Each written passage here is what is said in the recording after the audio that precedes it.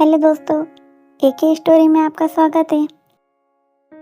नहीं नहीं, ऐसा मत करो। तड़पता बिलखता भीख मांगता आकाश अपने ही खून से सन चुका था। वो हिचकियां ले लेकर ऐसे रो रहा था जैसे उसने एक बार फिर से अपने माता पिता को खो दिया हो। तभी कमरे का दृश्य फिर से बदल जाता है। अब वो एक कोठरी में बंद था, किसी जेल जैसी कोठरी में।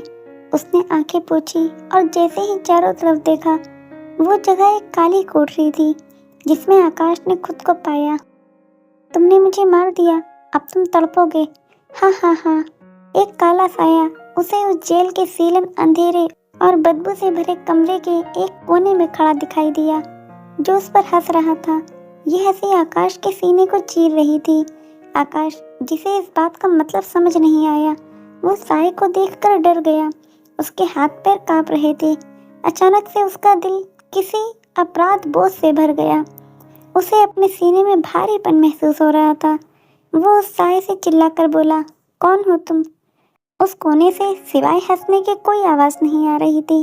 यह हंसी आकाश को अंदर से कचोट रही थी, जैसे इस हंसी से उसकी जिंदगी तबाह होने वाली थी। तभी जिस जमीन पर वो खड़ा था, वो एक समुंदर में बदल गई और आखिर में जैसे ही वो उस समुंदर में डूबने वाला था, उसकी आंख खुल गई। आकाश एक झटके से उठ बैठा। उसका पूरा बदन पसीने से भीग चुका था। उसका रंग पीला पड़ चुका था।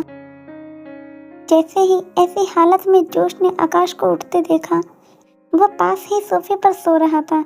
आकाश के उठने और तेज सांसों की आवाज ने जोश को जगा दिया। क्या हुआ आपको? आप ठीक हो? कोई बुरा सपना देखा क्या? जोश ने परेशान होकर आकाश के माथे को छूते हुए सवाल किया। आकाश इस वक्त कुछ भी बोल नहीं पा रहा था। उसके शब्द हलक के सूख जाने के साथ ही सूख चुके थे। जोश समझ गया कि सपना बेहद भयानक था। उसने आगे कुछ नहीं पूछा और एक पानी का गिलास उसके आगे करते हुए कहा, आप पानी पीजिए। आकाश, जो अपने होश में नहीं था, जैसे जोश ने कहा उसने ठीक वैसे ही किया। लगभग 20 मिनट के समय के बाद आकाश को थोड़ा थोड़ा एहसास हुआ कि वो कहाँ था। जैसे ही उसने अपने सामने जोश की मौजूदगी को महसूस किया, उसने तुरंत ही कहा, वो मिला क्या? ये सवाल उस वक्त जोश के लिए जितना अटपटा था, उससे कहीं ज्यादा खुद आकाश अपनी बेचैनी से हैरान था। जोश ये सवाल सुनकर अचंभित हुआ और फिर आंखों की पुतलियों को इधर से उधर घुमाने लगा। आकाश जोश को जवाब न देता देखकर समझ गया कि काम नहीं हुआ है।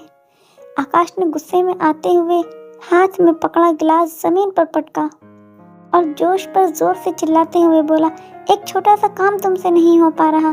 निकम्मों की फौज पाल रखी है मैंने। जोश ने कुछ नहीं कहा। वो बिना बोले एक जगह खड़ा था। घर के सब नौकर आकाश का जोश पर इस तरह से चिल्लाना सुन रहे थे। जोश का चेहरा उदास हो चुका था। तभी आकाश ने ये भूलकर कि वो घायल था, उठने की कोशिश की तो वो जमीन पर गिर गया। जोश ने आगे बढ़कर उसे संभाला, लेकिन आकाश ने उसे छूने से भी इनकार कर दिया। जोश के हाथ वहीं के वहीं रह गए। जोश के आंखों में हल्की नमी छा गई और फिर बार बार पलकें झपकते हुए जोश बोला, काम आसान नहीं है, देरी के लिए माफ़ी चाहता हूँ। लेकिन हमने हर मुमकिन कोशिश कर ली, लेकिन उसका कुछ पता नहीं चल पा रहा। आकाश ने गुस्से से एक गहरी सांस ली और फिर जोश को देखा, लेकिन अपने लफ्ज अपने पास ही रखे। आकाश को पता नहीं था कि वो पूरे एक दिन के बाद नींद से जगा था। अब रात हो चुकी थी। सड़कों पर रोशनी और आसमान में अंधेरा छा चुका था। घायल आकाश का दिन न जाने आज फिर से उसी बार की तरफ जाने को कर रहा था जहां से उसे वो लड़का मिला। उसने जोश से गाड़ी निकालने को कहा तो जोश ने कहा, मालिक, पर आप अभी ठीक नहीं हुए। ऐसे में आपका बाहर जाना ठीक नहीं होगा।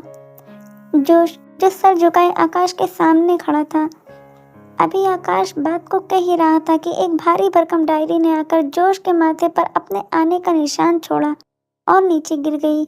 जमीन पर पड़ी वो नीले रंग की डायरी अपने साथ जोश के खून की बूंदों को भी साथ लेकर आई, लेकिन जोश टस से मस नहीं हुआ। जोश ने बिना कुछ कहे गाड़ी निकालने का आदेश दिया और फिर आकाश की मदद करके उसके कपड़े बदलवाए। अब रात के अंधेरे में भीड़ से चमकती सड़कों पर जोश और आकाश साथ में थे। जब आकाश को एहसास हुआ कि उसने जोश के साथ गलत किया तो उसने ड्राइवर से फर्स्ट एड देने को कहा। कोई बात नहीं मालिक, मैं खुद लगा लूँगा, और वैसे भी ज़्यादा नहीं लगी है। जोश की एक ना सुनते हुए आकाश ने दवाई निकाली और खुद अपने हाथों से जोश के माथे की मरहम पट्टी की।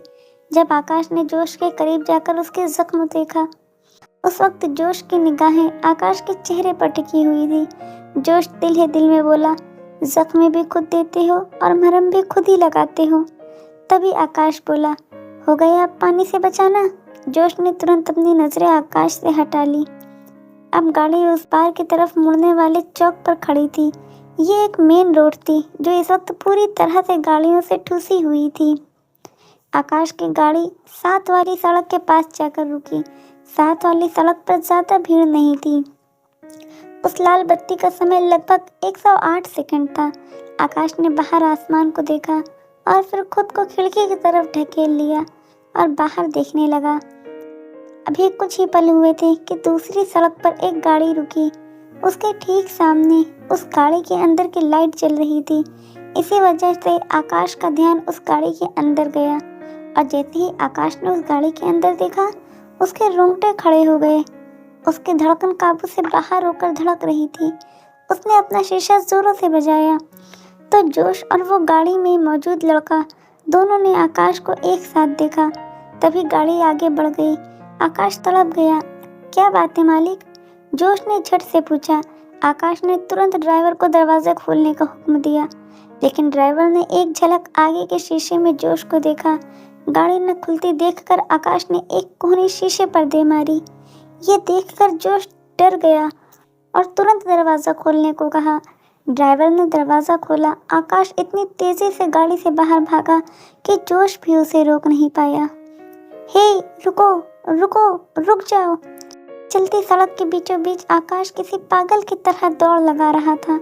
उसके पीछे जोश भाग रहा था। आकाश इतनी जोर से भाग रहा था कि वो उस गाड़ी के लगभग करीब पहुंच ही रहा था कि खाली जगह होते ही सब गाड़ियां तेजी से निकल रही थी। चारों तरफ से गाड़ियों के हॉर्न और गाड़ी वालों की गालियां सुनाई दे रही थी। लेकिन पूरे माफिया वर्ल्ड का डॉन आज सड़कों पर लोगों से गालियां खा रहा था, लेकिन उसे कोई परवाह नहीं। वो तो बस किसी को पाना चाहता था।